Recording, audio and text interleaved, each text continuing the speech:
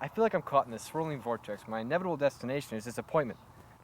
And you seem to think that one bad day with your not so important significant other is somehow going to dominate the rest of your life, but it won't. Tomorrow you won't even remember today, or how awful you think she is right now. It's not just one bad day, Jack. It's every day. It's every relationship I've ever had. They all seem to thrive upon this promise of doomed lovers. Maybe you're just not in the right kind of relationships. I want my relationships to be encompassing. I want to forget where I end and she begins. I want him to mean something to me. Michelle is hardly the female to demonstrate positive aspects of having an intense relationship with someone. She's too wrapped up in herself. Maybe you should try something else if you want a passionate, involved relationship. Like what? Like, try to find someone who wants the same things you do. All girls have this aversion to needing anyone except themselves. And their completely inane lack of common sense. It's like they're tethered to their own womanship. Girls are a species all their own. It would be near impossible to try to make any sense of their perpetually rash behavior patterns.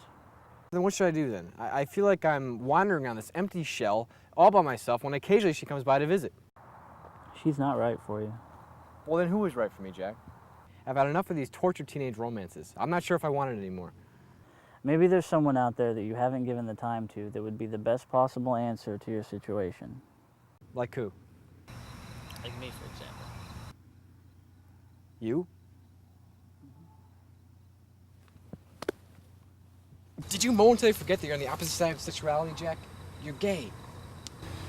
Come on, Neil. For a year now, I've stood by and watched you make yourself miserable with this girl, seemingly unable to make a decision to further your own life. And the whole time you've been coming to me for advice, even though you know that I'm gay. So what does that tell you? I come to you because you're my best friend and you know Michelle better than anybody. She's the reason why you're the way you are.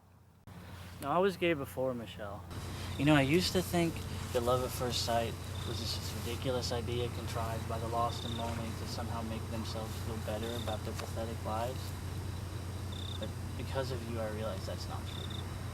Jack, I don't know what to say. You've been my most reliable friend, and I just feel like the rug's being pulled out from under me. Listen, I'm flattered, but... Don't say it.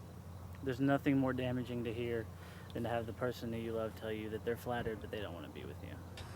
Jack, you're a guy. Stop hiding behind flimsy labels that have nothing to do with us. I want to be with you. I'm with Michelle. No, you're not. You're not with anyone.